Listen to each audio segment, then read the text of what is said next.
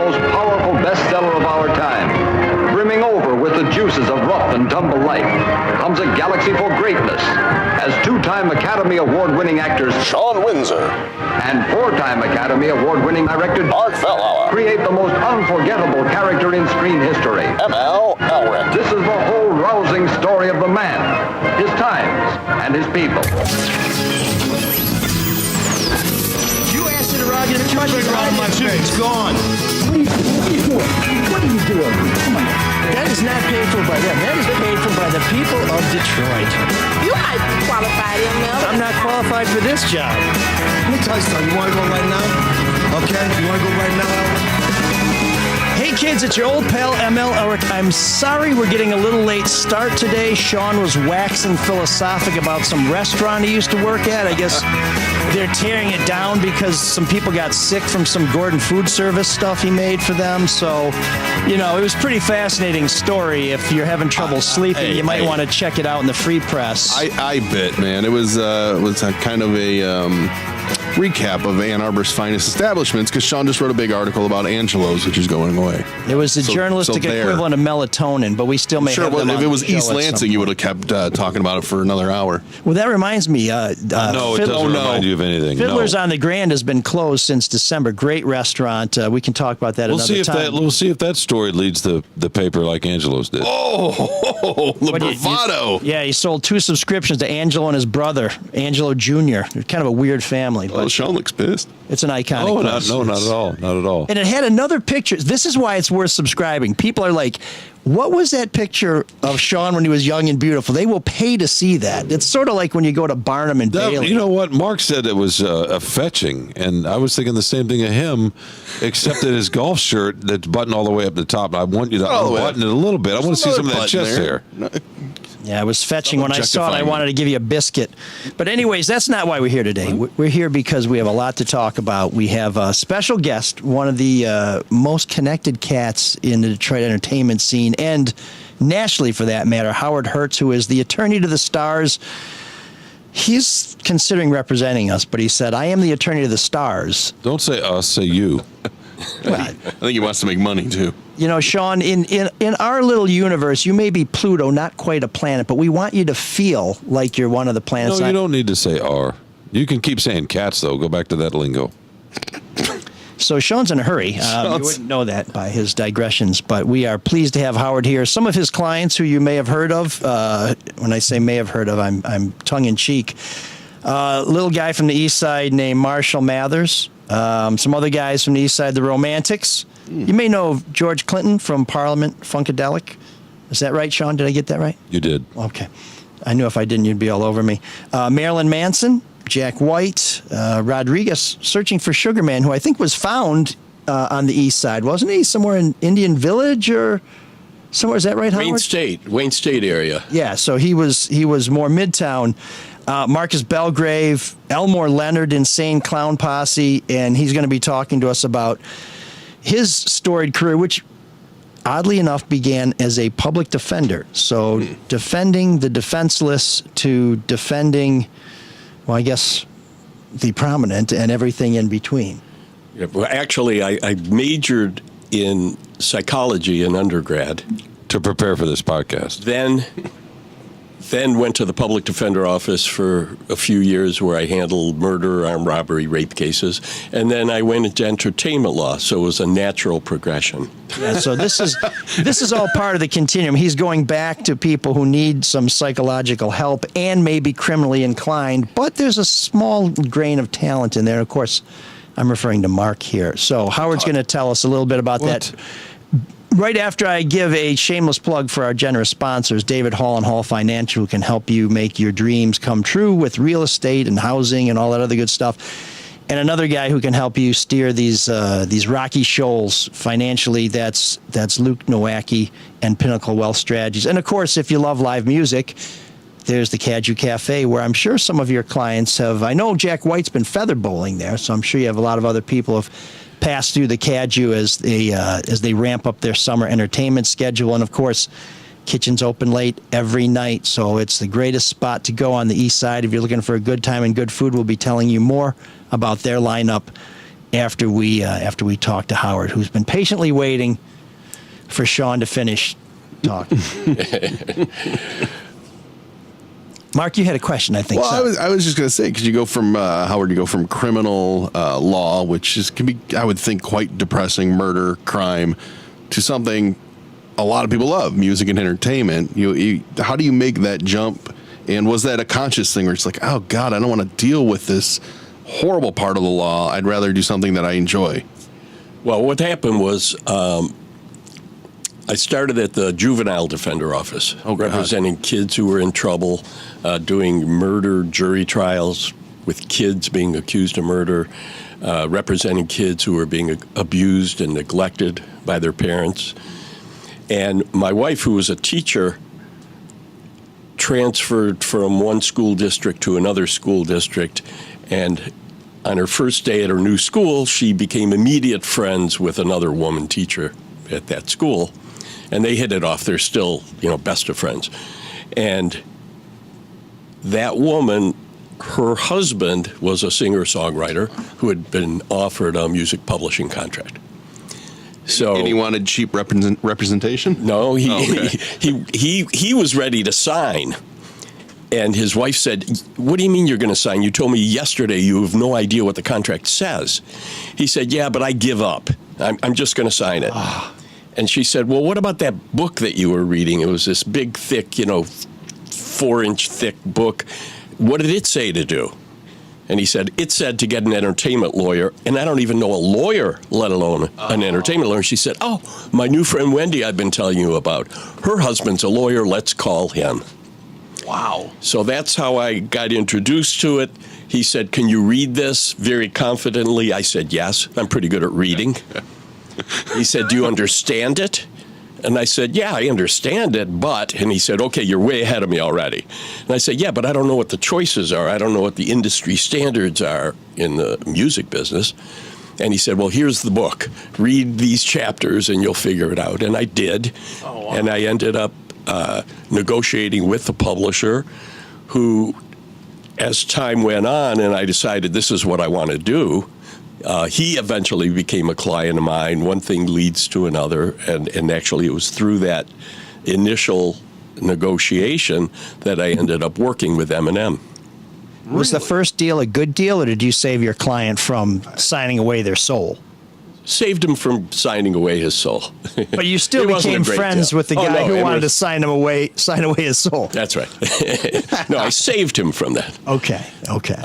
Yeah, so I became friends, and then it was through that initial, that publisher who then became a recording studio owner, a manager, and other things, a guy named Joel Martin, who many people in town know. Joel then introduced me to George Clinton's executive producer, who I represented in dealings with George. He also introduced me to the Romantics, who I represented in some disputes they were having. So I went from being a public defender to jumping into national, international artists. And when eventually I ended up representing George in his deal with Prince in around '87, when he ended up on Prince's label. Now, George is he's an interesting character. Right, I mean, he has this public persona, but him himself is just kind of an interesting guy. How is it to manage? You hear about managers working with their clients, and they kind of almost, I guess, do whatever they say. But as a lawyer, you got to say, no, this is what we're doing. Did you ever have trouble with George or any other client in kind of getting them to do what you thought was the right thing? Well, not so much with George. With George, his executive producer and George ended up having a falling out, I don't know, about 6 or 7 years after I started working with both of them. So I didn't represent either one of them, and then they ended up in litigation, and it was terrible. But there are often times when I have to say to a client, no, I think this is what you should do. But I have a good rapport with my clients, and I think for the most part, they take my advice. Well, I would think you would not be working with Eminem for as long as you have if you didn't get along with him. Right. Well, actually, I'm not his entertainment lawyer. Yeah. because I represented, again, from the same Joel Martin, who was the very first publisher. He ended up managing the Bass brothers, Marky and Jeff Bass. And they hired me to set up their production company and their publishing company and sign artists to them that they wanted to then produce and take on to success. And one of the artists that we initially signed in 1995 was Marshall B. Mathers III. And so I was, on the other side of those negotiations, so I didn't really represent him in his entertainment matters, but I did negotiate along with his manager the record deal with Interscope and Dr. Dre, and then did the publishing deal with what was then called Famous Music, which ended up getting bought out by, I think it's BMG or one of the other big companies. But, just, again, it was just one thing leading to another. But I've represented, I started representing Marshall individually when he got in trouble over guns in 2000, 2001, that time period. My partner, Wally P., and I represented him in the criminal case, and then we also represented Marilyn Manson when he got in trouble on a criminal case in town, and then we represented Jack White when he got in trouble in a criminal case in town. So one thing leads to another. So, Howard, when you get this envelope and it says, we got this rapper named Marshall B. Mathers, are you like, is he the rapper? Is he the rapper's accountant? Who is Marshall B. Mathers III? I mean, where are we going with this?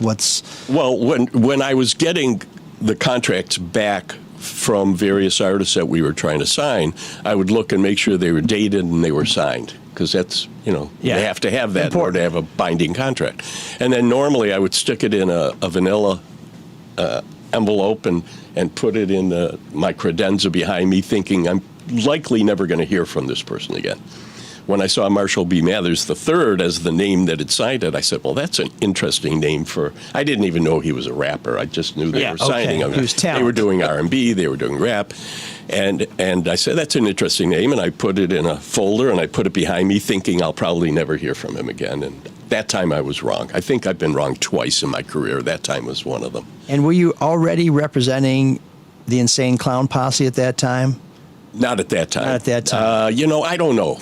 Because I represented them for a while, and then for quite a while I didn't, and then they came back to me, and so it's been on and off with ICP. Okay. I love those guys. Now the ride of seeing Eminem go from just Marshall Mathers in a manila envelope to Eminem, worldwide, well-known star, is one of those things where gradually, like, oh wow, this is another huge step, or was it one day you looked around and was like, everybody knows this guy? It started slow, I mean, he exploded though after once the My first name is. Well, I remember I was negotiating the publishing deal, and the publisher said to me, "We have to get this done now because this is blowing up. They're going to ship, I think it was 1 million copies of a brand new artist. Wow. We need this done now." So I knew, there was not only the talent, but there was the audience, and but it was a gradual.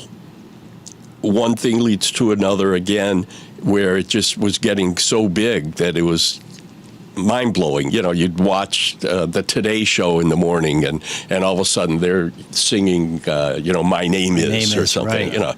And I remember my wife and I one time were driving through Italy, pulled into a gas station, and this was early in his career, relatively early. Pulled into a gas station, and the guys there who worked there were just blasting Eminem, out of the speakers in the gas station. And that was when I realized this isn't just a local Detroit or U.S. thing. This is really spreading. Yeah. No, he's huge. And I met Howard back when he was representing Eminem in his criminal matter. He, if you recall, he was accused of pistol whipping a guy outside a club in Warren, I think was called Hot Rocks, who he thought was kissing his wife. They may have been an innocent peck on the cheek, whatever. He had just come home from the road. One of the things that I've always admired about Eminem, other than just his brilliance and his ability to as an artist. But he tried to be a local guy long after he should have been somewhere else. I mean, he would live on a regular street. He'd hang out places where he used to hang out. And you just, at some point, I know we make fun of these stars who have bodyguards and posses and stuff like that, but at some point, you can't just drop into the local nightclub where people are playing darts when you're on a Billboard Hot 100 chart without being treated differently.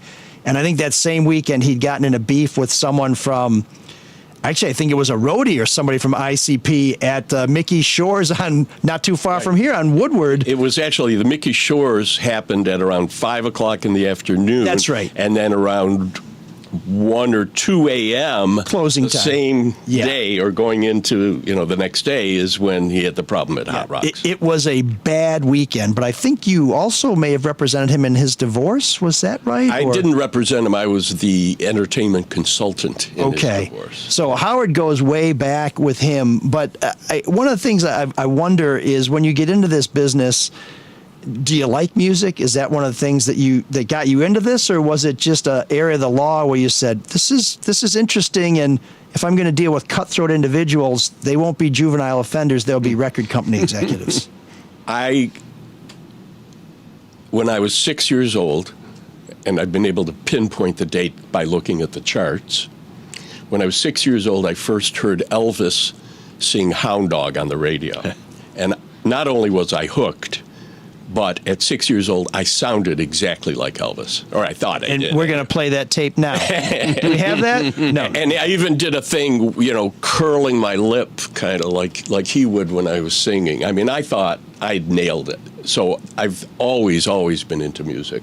And I didn't know there was such a thing as entertainment law until I got this phone call. And I said, entertainment, well, that's a good idea. And I decided that's what I wanted to do. So I stayed at the defender's office probably another 5 years between juvenile defender and then the quote-unquote adult defender office, then went out on my own. By that time, I had already started building my entertainment practice. And was anybody in Detroit doing it at that time? Mike Novak started, God rest his soul. Yeah. a little bit, I think, a little after me, and then he was working for, and I'm drawing a blank on his name now, another lawyer who eventually got in some trouble and lost his license. But Mike and I, until he died, is it 10 years ago? It could be. Yeah, it would have been 2013. Well, that's 10 years. Yes, it was during January. it was during the Kilpatrick trial. Where's the bell? But I remember that because that was the only day I didn't go to court. I went to Mike's service at St. Paul's on the Lake there in Grosse Pointe. Pat Friedel, that's the name of the lawyer who Mike worked with, who was doing it. He turned out, I found out later, he was the entertainment lawyer. And in my head, I was singing the song, I'm the new kid on the block, watch out. But you don't represent the new kids on the block. No. Okay, let's be clear on that. You represent Eminem and ICP early on. One of the big plot lines with Eminem was he was in a beef with ICP, that they were sworn enemies. Oh, yeah. You ever have to mediate anything like that? Did you have to apologize for one guy that's like, hey, Marshall's cool, hey, Shaggy? I stayed away. I stayed away from it all. As a matter of fact, there was a time when, I think it was around that time when I wasn't representing ICP. I think that was during my gap. Okay. And that was a good thing because I didn't want to get involved in a dispute between them or have to, stop representing one of them because of it. I just stayed away. And you've seen them without their makeup? That's a good question. Yeah, I have. Okay. So most of what you do, it's trademark? Is it copyright? I mean, you've been, I got to imagine, huge battles over songs and permissions. Is that what it is? Sure. Well, I break it down to 4 different things that I do. Okay. One is drafting and negotiating contracts. And I do it in music, film, television, books, all different entertainment areas.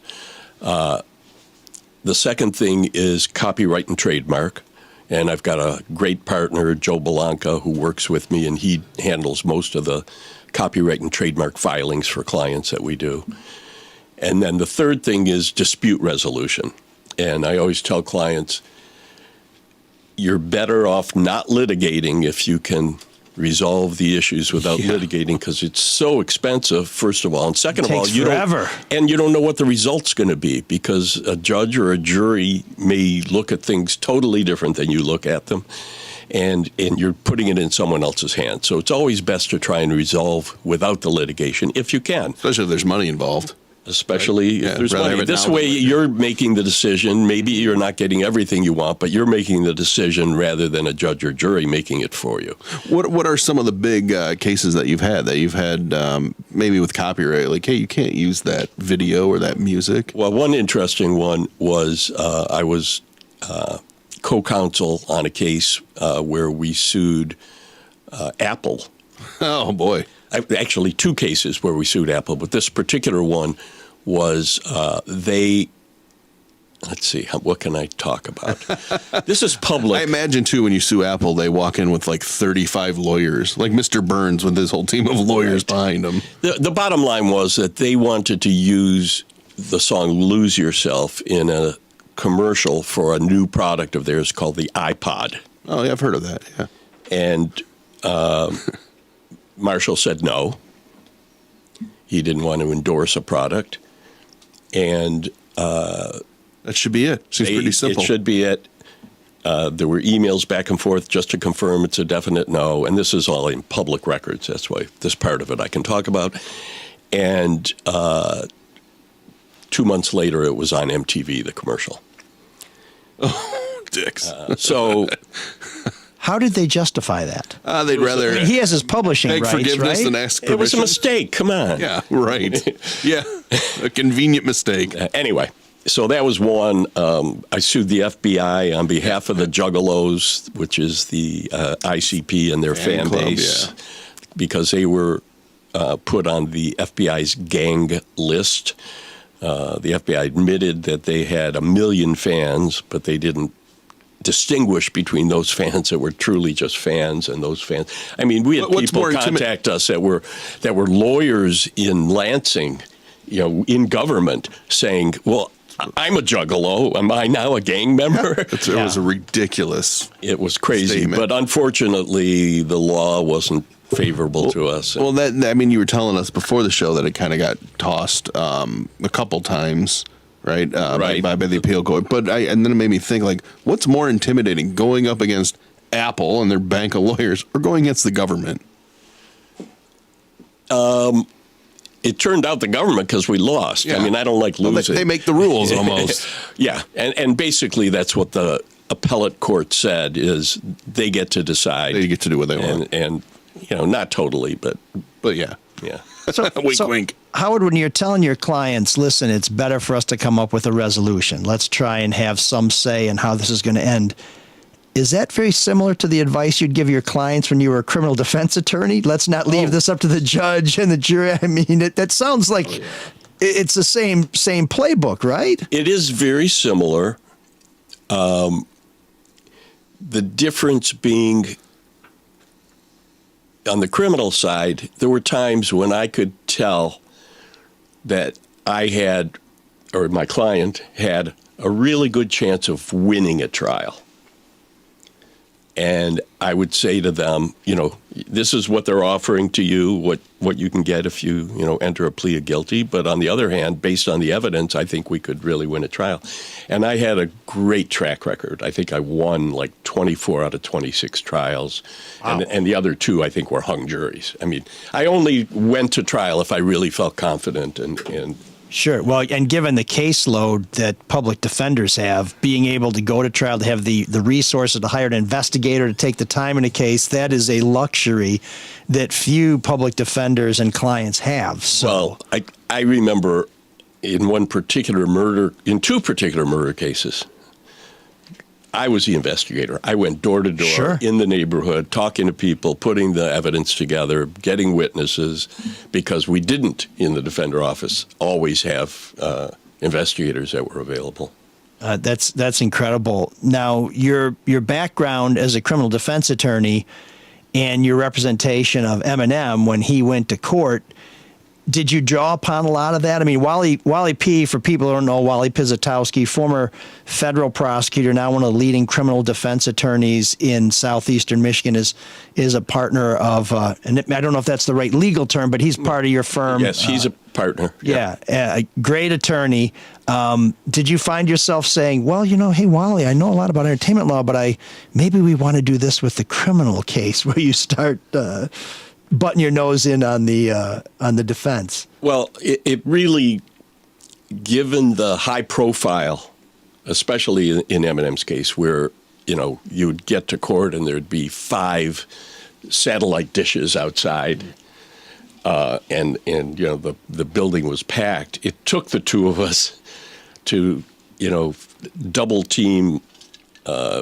Work our relationships with the prosecutor's office, with the police, with the judges, and come up with the right result. So we worked really well as a team, and we worked together both also on Marilyn Manson and on Jack White. Okay, so you keep your hand in the criminal defense bar. Yeah, I don't know your clients. all the technical Yeah. details maybe, but I know how to negotiate and how to deal with people, and that's Now, at the time you're getting ready to bring Eminem into court, he's on the cover of Double XL with wearing like overalls, the chainsaw and tattoos, and he looks like a maniac. And he has this persona where you could, if you were a prosecutor, convince a jury that this is a mad dog. And when he comes into court, he was serious. Spick and span, dark suit, white shirt, solemn as a church mouse. I mean, how hard was it to prepare him for that situation? It wasn't hard. He took this very seriously. He knew, especially because, he didn't want to go to prison. He didn't want to leave his daughter. He cared so much and still does about his daughter. And he took it all very serious, and he knew what he had to do in order to impress the judge, really. Was there a realization that I really am big time now, but I'm not bigger than this, or people may try and take me down because I've become this huge target? I don't know how to answer that. He just took it seriously. He knew that his freedom was on the line, and that he had to treat it seriously, and he had to cooperate with his lawyers and with the system to the extent necessary in order to get probation, which is what we eventually got him. He's a fascinating guy. He seems to have always known how to separate Marshall Mathers from Eminem. Granted, there were a lot of bumps in the road to get there, but nowadays it feels like artists, when they get in trouble with the law, maybe kind of flaunt it, because I'm thinking of like maybe a Meek Mill or Tory Lanez, and they're out there, and their public persona is so important that it almost becomes ingrained with that. But how does Marshall? I mean, he stays out of all this shit now. He just does his thing, does his charity thing, doesn't have a need to be seen, and it just seems so opposite of artists today. I agree. He is one of the hardest working people I know. He's in the studio all the time, working, writing, producing his music. I just, that's his life. He really. But he has no need. It's just fascinating to me. It's like no need to be on Twitter, no need to be on Instagram. Granted, he is the artist aspect of it, but he's not out there tweeting all the time. Well, it's not him. That's what I mean, though. He's like, he has no interest. The label does, or this does, or that does. Right, not him individually. I just love that about him, because we're so inundated with so many different things now, and you came up in a really interesting time too, because this whole transition from traditional media to now where you have influencers, you have digital media. Right. How has that been a challenge with like the publication, for instance, of Napster, people were stealing music, and now Spotify's just keeping all the money from the artists. Right. How has that changed? The major change is that artists, unless they're huge artists, don't make much money from their recordings. They used to be able to make a living sometimes, believe it or not, even a relatively new artist. But But now it seems like everybody feels like they can be an artist because it's so easy to make music. But you have to be able to earn a living somehow too, Yeah. unless you're going to rely strictly on a day job. So you've got to build your fan base and not count so much on making the money from streaming, because streaming is like 85 or 90% of record sales now, and it's nothing. So you've got to be able to make money from gigs and from merchandise, but you can only make it from gigs and merchandise if people know you. Yeah. So you've got to make the recordings in order to get out there, but then you have to have a promoter and you have to... Have you repped artists for live shows and live productions? Does that fall under your realm? Oh, sure. So how has that changed? Because, there's a certain monopoly right now with ticket prices and live shows for these big artists. And I've always been amazed, you see Beyonce and the cheapest ticket's $150, right? Way up in the rafters. But honestly, she could probably get $300 for that. How is that negotiated with, say a Live Nation when you're like, we're going to do a tour here? How does that, do you have much wiggle room because it is such a monopoly? Well, it's the promoter that has to decide what the pricing basically is going to be, and then Ticketmaster decides how much they're going to tack on, fees. and you have to, and so you have to negotiate with them in terms of making sure that, you set the price for the tickets low enough that people will actually come. Well, I like what Kid Rock, Kid Rock would make $25 tickets, right? Right. Those tickets will be sold on the secondary market for a lot more than that. Sure. So are artists... It's a mess. It is, really, yeah, I guess maybe my question's a mess because I feel like the whole thing is a mess. But, are artists scared to charge what the market would actually bear for a ticket price? It depends on the artist. I don't think so. I think that the artist, and it's mostly their managers, their booking agents, the promoters of the shows that decide what the price is going to be more than the artist. And they pick a price. It's out of balance. And they pick a price that they think is within range of what people are willing to pay so that they can fill the place or fill it enough to make the tour and each of the shows profitable. So the artist doesn't have that much control then? Well, I'm sure they could. If they're big enough. If they're big enough, they could say to their manager or whoever, no, I'm not going to charge that much, or no, that's too cheap, let's go for more. Wow. Well, The Cure did that. They basically said we're not going to cash in as much as we could, and they led a big kind of public shaming campaign for Live Nation or Ticketmaster, whoever it was. But that's the exception. This is a tough game. How much have things changed since you were advising your teacher's husband, your teacher friend's husband, and where we are today, where you're now representing some of the biggest acts in the country, in the world? Because every once in a while I still get contacted by somebody from Germany who wants to talk about Eminem. Oh yeah, no, I work not just in Detroit, although most of my clients have been Detroit-based, but I work nationally and internationally. And I go, at least until COVID, I was going every year to the south of France, to the Cannes Film Festival, the Cannes Music Festival, which is called MIDAM. And I meet people from all over the world there, and I'm doing business there.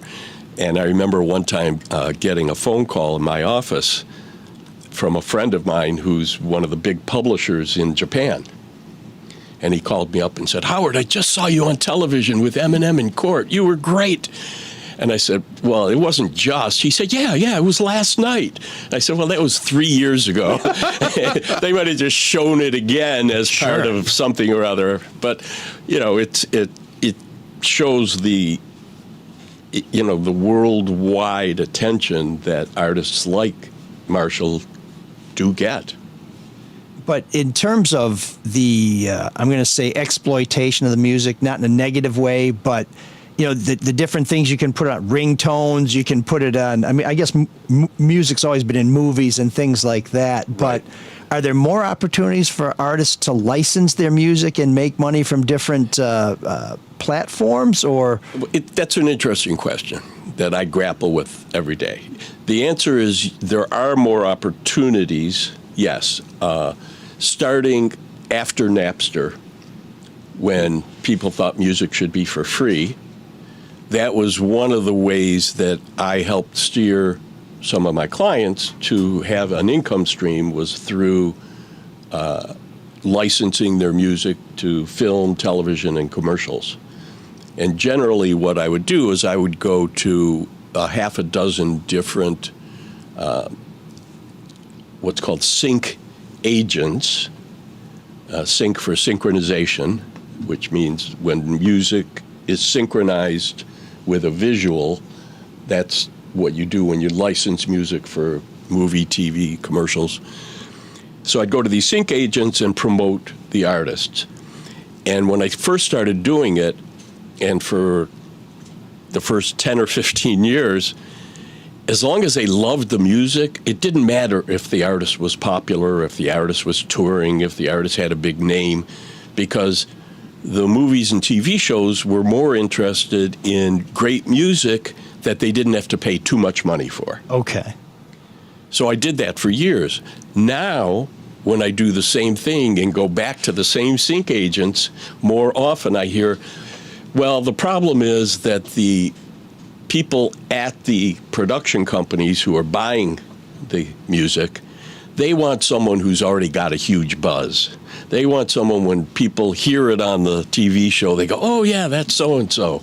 It sounds like book publishing, basically. If you're not a celebrity, you're not going to get a deal. It made it much more difficult, even in book publishing, yeah. So there are still deals, and I still get, I manage a band, The Go, if you're familiar with The Go, that actually Jack White used to be in The Go on their first album on Sub Pop Records back in Sub Pop. 98. Back with the Dwarfs and a bunch of other. And we've had success with The Go licensing their music, even though they don't perform anymore. They haven't been recording in years. But we still get requests and license their music for TV shows and commercials. And because they have a certain cachet. And you've represented far more people than Eminem, so I don't want to turn this into the Eminem show. But you did cover it. But I have more Eminem questions. But the iPod thing I find fascinating, because Eminem, for people who don't know it, legitimately grew up broke. I mean, I first started reporting on him because of his criminal issues, and I got interested in his background and whether his music was truly biographical. And it really is. He did move around a lot. He did get beat up in middle school. His mom did sue a lot of people. Including him. Yeah, well, and we covered that too. I'm sure you remember Fred Gibson and some of the other attorneys on the other side who represented his mother and then got sued by his mother, which is not an uncommon experience. But this is a guy who really had nothing. And how could he turn away a potentially lucrative deal like that? I would think a hungry dog would eat everything he could find on the plate until he gorged himself and got sick. Right. He had won an Academy Award for the song, so he was already doing well. He was already a quote-unquote star, and he just wasn't ready to give that song up for a new product and in fact, in effect, endorse it. They argued it wasn't an endorsement. We said, yeah, it really was. If you're putting his song and his music with that product, it's the equivalent of an endorsement. So when did it change, and how did it change? Was it just was it the Super Bowl ad he did for was it Chrysler? One of the car companies. I think it was the Chrysler. This is Detroit, and this is what we do here. That was cool. I mean, it's got to be because it's Detroit, but is that the only time he's licensed it for commercial? No, there was another one. I want to say Frito-Lay or something. There was another one I recall. Lose yourself in the Cheetos. That was Cheetos, maybe. So what do you think changed in his mentality, or why did that change? Just like everyone's doing it, and this is the new revenue stream, or I can't say. I don't know. I wasn't involved in that. What do you make of artists now selling their catalog at a much younger age than usually estates used to sell a catalog for a big chunk of money, and now you see Motley Crue did it. You've seen Bob Dylan's up there, but you see a lot more artists at a younger age sell their catalogs. Well, I think that timing is everything, and this happens to be a time when there are purchasers out there that are willing to pay hedge funds. some are hedge funds, but some are individuals, and some are, just companies that have been put together by established people in the industry that see the value, and they're willing to pay multiples of earnings to hold on to what they see as music that's going to last, they say have a long tail and last for another, 10, 20, 30, 40 years and have value. And I think that if the artist, they're not giving, they're giving up the income stream or part of it. It depends, what the deal is. Like a guaranteed income stream from streaming and that, or? Well, no. What typically, it's the music publishing side that's especially blown up in terms of selling catalogs. And there's two parts to music publishing. There's the publisher's share, which is 50% of the income stream, and then the songwriter, him or herself, gets 50% of the income stream. So sometimes they're selling just the publisher's share, which they may have already sold previously but got back through copyright reversion under the Copyright Act, and then they're reselling it for a lot of money. And I think that that's wise to do. And then these publishers, if you want to, they'll also buy your songwriter share from you. So instead of you having the income stream of the 50% going into the future, you won't have an income stream, but you'll have a lot of money in the bank or invested. That you can do with what you want. Exactly. But you lose a certain amount of control, and I would think artists always love that control of who could use their music and where it was. And that can be part of the negotiating. Okay. Part of it could be, I'm not saying it is, but part of it could be that they can, they can only use it for certain types of commercials. What blew my mind was the first time I heard a Beatles song in a commercial was for a diaper commercial. Yeah. I couldn't believe it. Well, how long ago was that? Because they were really slow to adapt to even, they weren't on iTunes for the longest time. And I want to say Michael Jackson owned their publishing for a long, long time until Paul. He did. Paul McCartney. Paul got it back. Broke up their friendship, didn't it? I don't know about that, but I think did own it. Yeah, I think Paul McCartney was mad at Michael Jackson because he bought it. He's like, "Hey, man, didn't you say anything to me?" But he bought it on the advice of Paul. He's like, "You should always get publishing," and so he's like, "All right, I'll buy yours," which is kind of shitty. Yeah. Well, in any case, that's the music business. That's a music business. Yeah. So, Howard, you also represent people like Elmore Leonard, who, in terms of the generational different end of the spectrum from Eminem, in terms of the content, very different published writing as opposed to music. What's it like to go from one day maybe like, you're talking to Dutch about something, the next day you're talking to George Clinton about something, maybe like, hey, Prince needs to get a note back from us. I mean, that must be just a fascinating milieu to move in. It is. I find it invigorating. Not so much lately, maybe because I'm getting too used to it. But I remember I used to get all excited. Someone just called me from Sony, or whatever it was, right. Back when I was first doing it and unexpectedly hearing from a major label or a major publisher or someone. But it becomes, somewhat routine. It's a stressful job because you can imagine, you're dealing with big issues and big egos and big money and very short windows too, right? You may be hot today and you got to make your money today because tomorrow you're like, hey, whatever, man. Oh yeah, you're opening up for Frankie Valli at Andiamo's. Congratulations. Right. Well, yeah, and not only that, but just to give you an example with, like when I was negotiating some car commercials for the music from The Go, because they had one song that really worked, and we sold it to 3 different car companies around the world. Mercedes of Australia, Peugeot International, and Subaru of Canada. Okay. All wanted the same song. They all claimed they didn't know the other ones were using it. I don't believe that, but what happens is they contact you, and then they say, okay, I say, how soon do you need to know? And they say, 3 days. We have to know in 3 days. or sometimes they'd say 72 hours, which is the same thing. Yeah.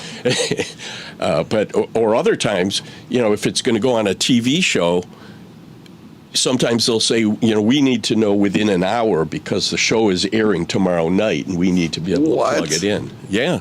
It's their fault. I hope they have a plan B. Yeah, I mean, that's their fault for waiting. Is that what it is? It's just a waiting game? Like, oh, well. No, it's that they're trying to find the right song for the right price. So maybe the song they were first looking at got too expensive. But don't forget, they're in a series, they're doing 1 week after another after another. It is a short window.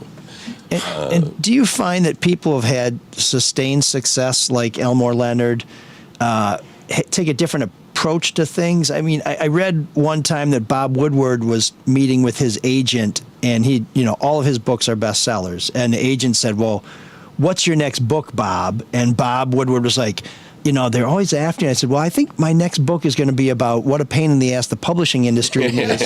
And he said, well, that'll be your last book, but really, what's your next book? Right. I mean, does a guy like Dutch say, hey, when I got it, I got it. I'm not worried about not being cool because I've been cool for so long, I'll always be cool? Or is it a matter of, God, if I'm not on top, what is Dutch losing it? I don't want to keep picking on Elmore Leonard, but he's a fascinating guy. Well, he was great. He died about, I want to say 7 years ago, but he was one of my favorite clients. I worked with him for over 30 years.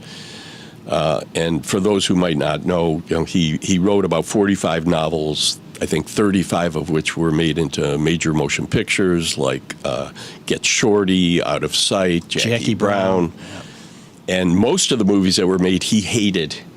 Stick being first and foremost, probably. Because, as he put it, his humor is in the books, but it's quote-unquote subtle. And when they would make these movies, they would have someone deliver the line, and then they would pan to someone else who was cracking up. And he said, no, that's not it. You're not supposed to do that. And he would just... there were times he walked out on movies. You like Get Shorty, though? Love Get Shorty, yeah. Because I don't remember a lot of panning to reactions. Get Shorty, Jackie Brown, and Out of Sight. Unless somebody was saying, look at me. And then you had to put the camera on him. Right. No, he loved that movie. But I remember I got invited by his agent to go along with Dutch and the agent and his researcher to the Telluride Film Festival because they were honoring Dutch on his 75th birthday. And one day I was walking down the street with him, and people would come up to him, Dutch, can we shake your hand or whatever? And he would, before they had a chance to really talk, he'd say, just a second, be careful what you say. This is my lawyer who I'm with. And it just, cracked me up, but it was fun. He was just a great, great guy. Mike has not asked this yet, and he's a little shy at times, so I'm going to ask it for him. Have you had anything to do with the Smiths in your career? No, I haven't. I've never been a Smiths fan. Uh-oh. And it's not because I don't like their music. I don't even know what their music is. Howard, thanks for coming in. Well, I mean, you really seem to carve out Detroit, which is a pretty damn good area of artists. Well, there's a Smith cover band in Detroit that plays No, I know. at Mike's rooftop. There you go. No, I get that, but there's so much work here because there's been a lot of artists, not just artists, but big artists to come out of this area. Motown, There's a genre of music that's well, one of the reasons that I didn't know about entertainment law when I first was in law school or coming out of law school was Motown had just left and gone to California. Sure, So, LA. so you think, okay, the artists are gone. It's not a big deal here, blah, blah, blah, whatever. But I believe that more major label and major artists have come out of Detroit than any city in the world. Because you take New York, raised here, right? Yeah. You take New York, you take L.A. People go there, Nashville. They go there from Nashville. They go there from other places to make it. Yeah. I'm talking about homegrown talent, or they came in order, they came to Detroit because they were working at the car factory or something, and they ended up being artists. Well, and Howard's been involved with the Detroit Music Awards Foundation, Michigan Film Industry Association, the Detroit Music Foundation, the Sphinx Organization. To tell people a little bit about the Sphinx Organization for people who don't know about it, because it seems like one of the most extraordinary things in performing arts. Well, the Sphinx Organization, it was started by a young guy. He's still young. Larry Sphinx. Named Aaron Dworkin. and Aaron is a African-American but mixed race, but was adopted by a Jewish family in New York and raised playing classical violin. Oh, wow. And eventually went to University of Michigan for undergrad and grad school in performance, thinking he was going to end up at a symphony orchestra somewhere in the country, playing violin. And when he was in school, he realized that he was one of the few people of color, whether African American or what we now call Latinx, that they just weren't there. And he decided instead of doing it for himself, he was going to do it for people of color. And he started this organization called the Sphinx Organization while he was still in school, started with a national competition for kids, ranging from, I think it's 13 years old to 23 years old. And there's a junior division and a senior division. And he kept building it and growing it. And he was, I think, about 5 years into it, he was given the so-called Genius Award. Oh, MacArthur Award, sure. where you don't apply. They find you and they say, we think you're doing fabulous things. Here's $500,000. Do whatever you are doing now. Just keep doing it. I turned them down like Eminem with the iPod. I probably should have taken it. Yeah, well, I mean, $500,000 isn't what it used to be. No. It's like $450,000 now. Yeah. So he then, continued to build the organization and became known by the Obamas when they came into the White House, and the kids performed there. And then Obama appointed him to the National Council for the Arts. And he was at an event, now being on the National Council for the Arts, and they seated him where they wanted him to be sitting, and he's sitting next to a woman. And she says, so, tell me, what do you do? Why are you here? And he tells her, the short version of the story I just told you. And she says, well, that's fascinating. I want to help you. And he says, well, who are you? How can you help me? And she said, well, I'm a Supreme Court Justice Sotomayor, and Supreme Court justices are allowed one night a year at the Supreme Court to have an event for a nonprofit, and I want you to be my nonprofit.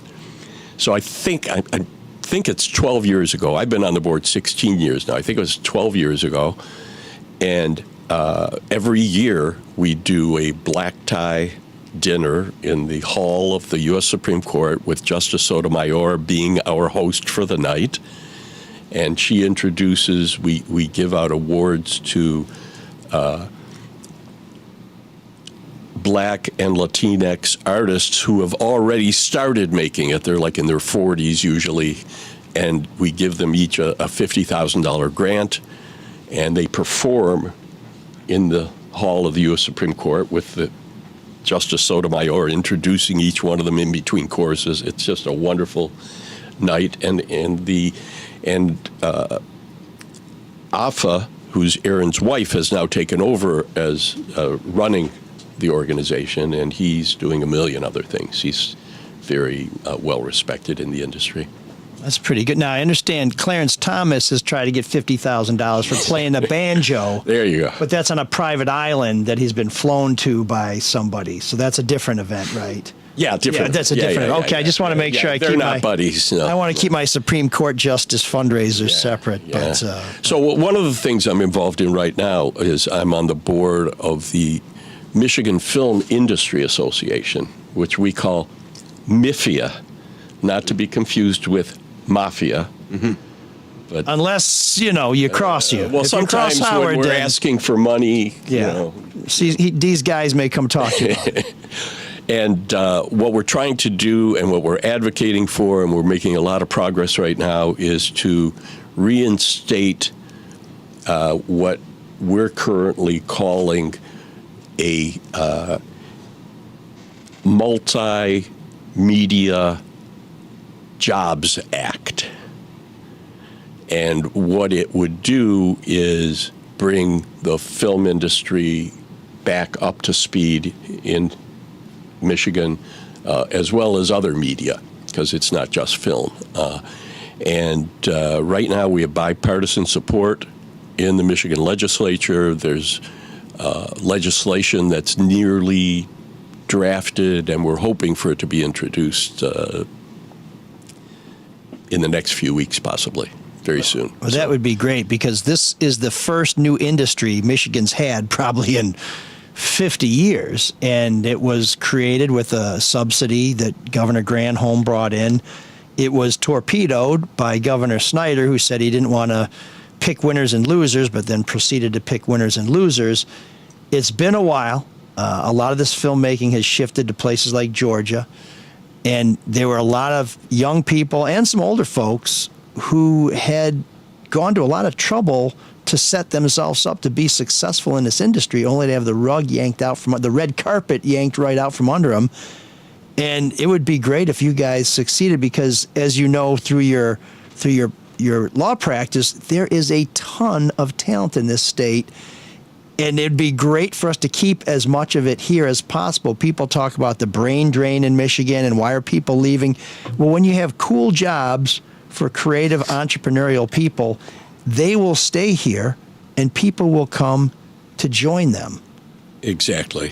And I think that people are, it's interesting because even some of the legislators are realizing that their kids, they want to keep their kids in Michigan, and some of them want to be in the creative world.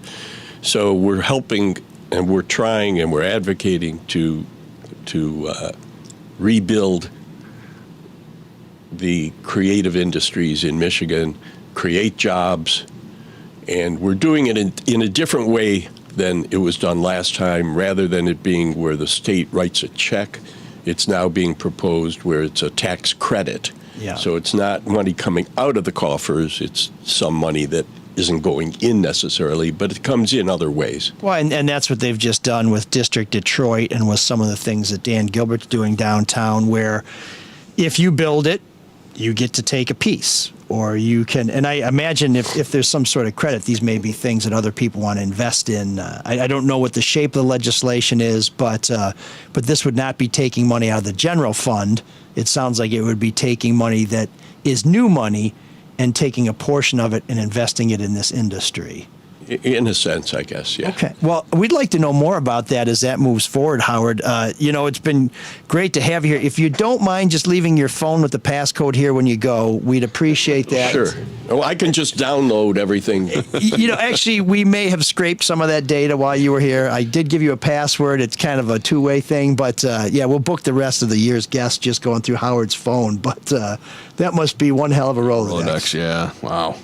It's interesting. One of my partners always joked that my list of 10,000 contacts is more than the rest of the firm put together. I believe it. How often does somebody in your office walk by your office and you say something like, tell Matt Damon, I'll get back to him. We're trying to figure out whether we want to put this in his damn movie, but I'm busy right now.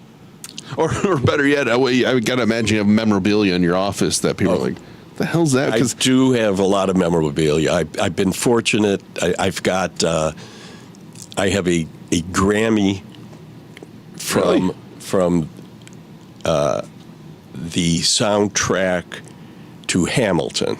Okay. Oh, yeah. Okay, they're from there. So who is your client there? So Well, that I can't discuss. Okay. All right. Okay. But It's not the actual physical Grammy. I tried getting one. They said, no, we give you a certificate. Still, okay, it's better than nothing. It says Grammy. Yeah. Well, I'll be sending you a signed copy of the Kwame Sutra. If You can put it in the garbage can. that should complete your collection. And if you happen to get dysentery and read it, the IP is available for that. If you know somebody who wants to, just let me know. Well, yeah, one of my favorite memorabilia is I have a poster from the movie 8 Mile that is signed, "Keep Me Out of Jail, Marshall D12." And as a follow-up to that, because he had seen it, one time someone was writing an article about me, and they contacted Dutch Leonard, Elmore Leonard, to get a comment from him.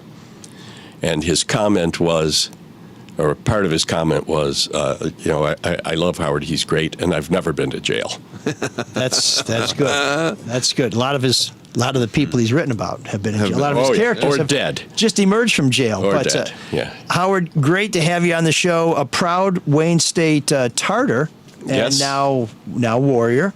It's great to see you here. It's great to have you giving back to a lot of our local cultural institutions. And we would love to have you back on again sometime if you don't mind joining us. Love to. Okay, I'll try and tell Sean to keep it down next time. So, Thanks, Howard. Yap. Howard Hertz, attorney to the stars, and possibly doing some pro bono work for Sean, but mainly because of his juvenile record. He once stole a moped in Taiwan. I don't know if you knew that. No. What's the statute of limitations on that? I think it's lifetime. Oh, And I think that's the penalty is life. Oh, really? Yeah, it's pretty bad. Taiwan, yeah. Could you just get It him? was Tokyo. Could you just get him it's caned? Tokyo. Could we settle for a good caning? Here today. I think that's probably the way to Get go. them moving.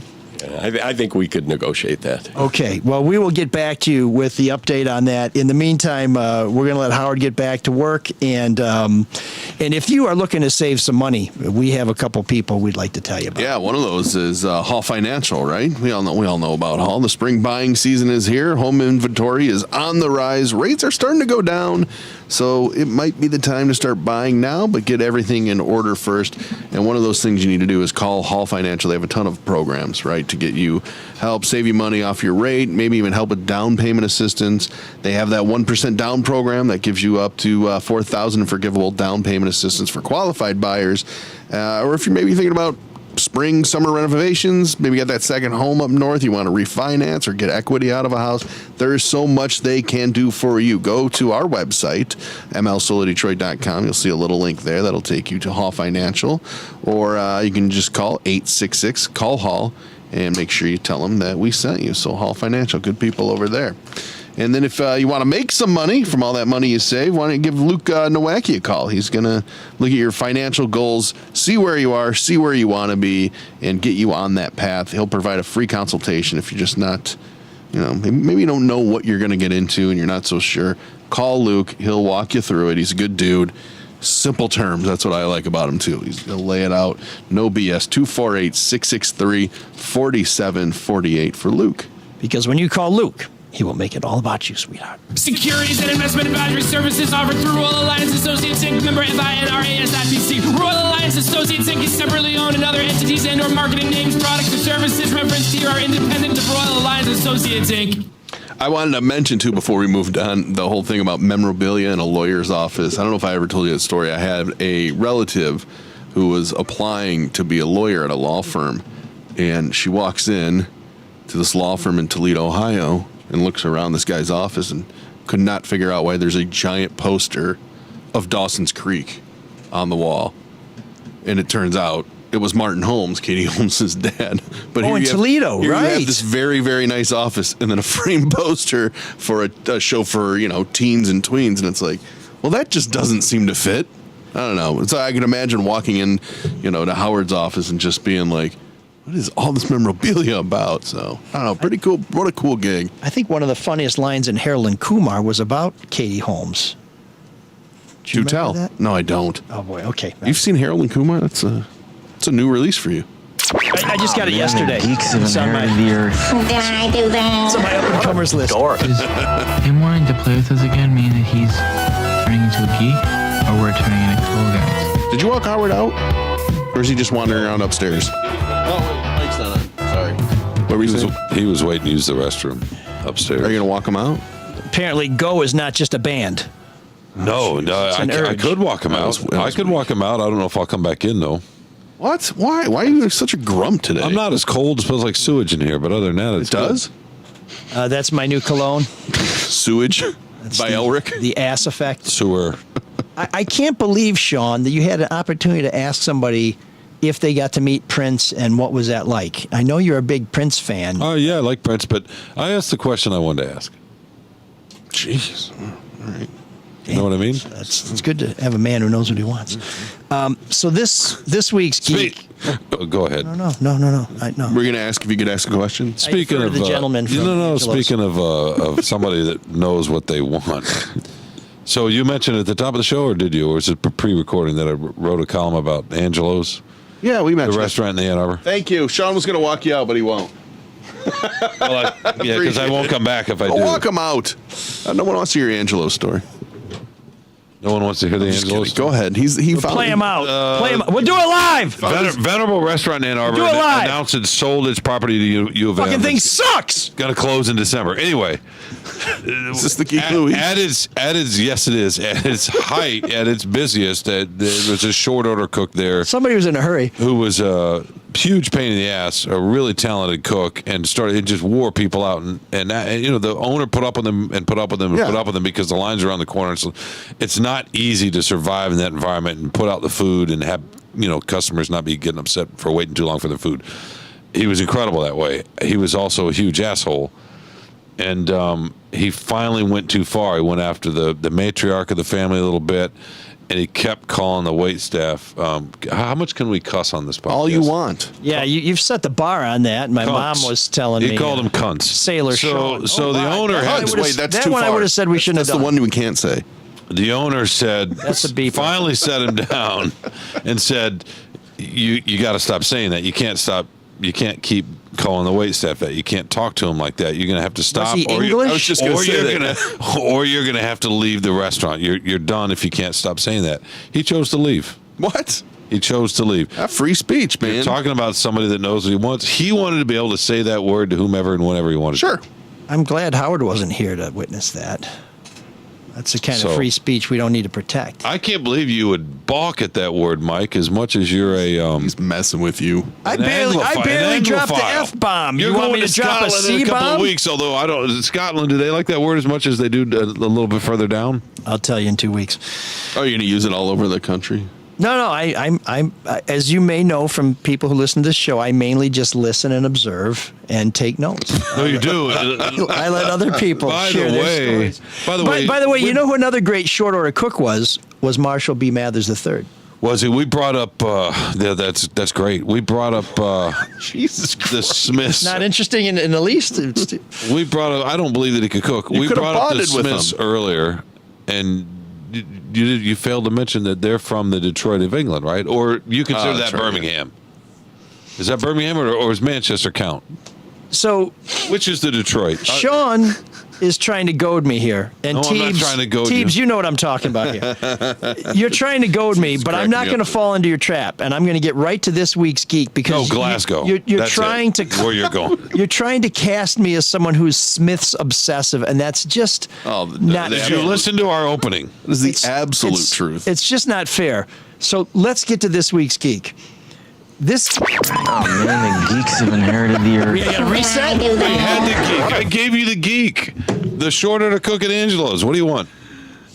Wow. I mean, you can't be mad at him, ML. He contributed to a That segment. feels like one of those stories. Was like the short order cook, not me, another short order cook. Because the fact pattern you laid out sounds exactly like. Well, what do you want Sean to do? You want him to contribute, and then he that's does, how and then you that's criticize how I really him. talk. Oh my God! Did he really just say the pattern is not me? That's what he said.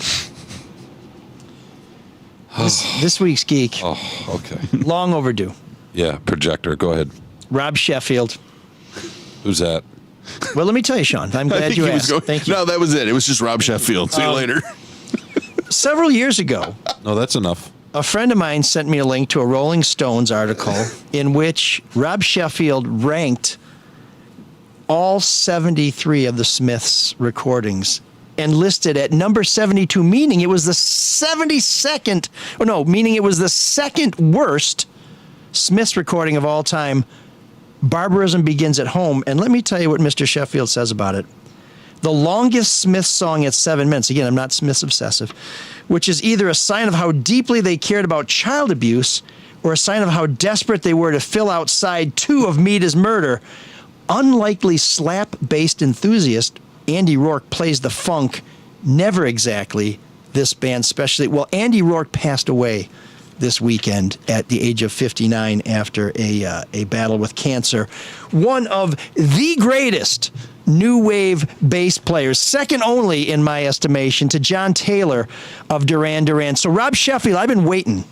I've been laying in the weeds. I knew this day So to you're get even with serious. you This would really come. is your Geek of the Week. It's related to the Smiths. You're serious. This isn't a put on? Well, that was going to be my Geek of the Week, but then Mark said, how about Shemmy Schembeckler? And I'm all in on Shemmy. Oh, we need it. Do you want to talk about him now? No. He used to work as a short order cook at Angelo's, and he liked several posts involving the C word. No. We had. I'll say this about We had Shemmy. misogynist, not racist. Oh, so it's okay if you just hate women? Is that No, what you're I'm saying? not saying it's okay. Even I'm if they're nice looking and you know. Just making the distinction. I'll say this about Shemmy. I know a lot of people that were upset when he was hired, even before all the tweets came out. He's not. I don't think he's very well liked among certain factions of Michigan people. Does that make sense? I'm trying to be diplomatic about it. People that don't like Nepo babies? Yeah, that's if you want to say it that way. This would that's be fine. a Nep Bo baby. Oh, my God, that was goodness. awful. That was So awful. Rob Sheffield, and then, so what's the song? Is that a Smith song? It's a tribute to the fallen Well, bassist. if you're paying attention, I think you already know what the song is. Not all 7 minutes of it. There's an all-night party in room 7609. And you can dance together all night if you've got the time.